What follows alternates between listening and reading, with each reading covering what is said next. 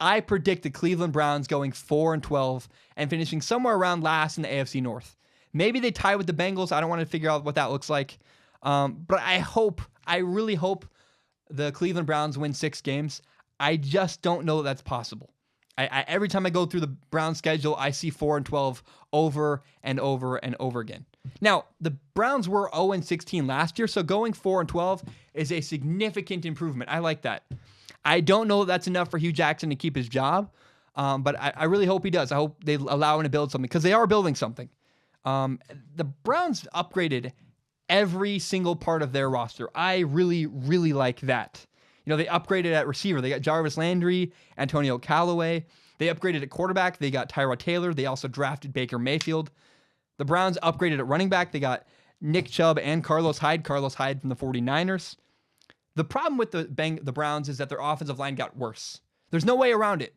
The offensive line lost Joe Thomas, a Hall of Fame left tackle. You just can't, no matter what you do. However, I don't think that the Browns' offensive line is as bad as a team like the Texans or the Seahawks. The Browns have a serviceable offensive line that's not bad. It's fine. It'll work out. I think it's interesting when you compare, I did this earlier in the podcast too, when you compare the Jets and the Browns. You know, the Jets got a quarterback. That's a great foundation. The Browns also got a quarterback, but if you're building a house, you don't just need a foundation. The Jets got a foundation, but they didn't build a house. The Browns have not only gotten the foundation for the house, they added a bunch of bathrooms, they built an entire house, and the Browns really have completely transformed their roster. I really, really like what the Browns are doing. So the Browns dramatically improved their team.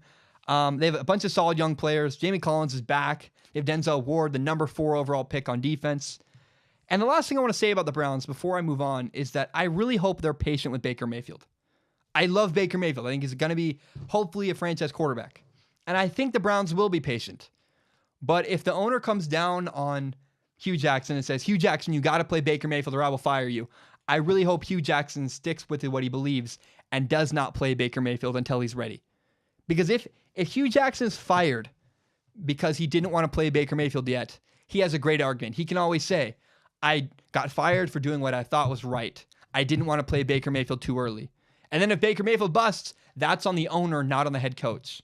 I support Hugh Jackson if he decides he does not want to play Baker Mayfield until he's ready. And if that gets Hugh Jackson fired, I will continue to support Hugh Jackson because he is the one who's right here. Baker Mayfield needs to wait until he's ready to become the Browns starting quarterback. Please do not rush that process. You have Tyrod Taylor for a reason. Play Tyrod Taylor as long as it takes. Do not rush the process with Baker Mayfield. So week four with the Raiders and the Browns is an incredibly interesting game. I think the Browns are competitive again. The Browns are going to go 4-12. That's not great. Maybe 6-10, probably 5-11, somewhere in there.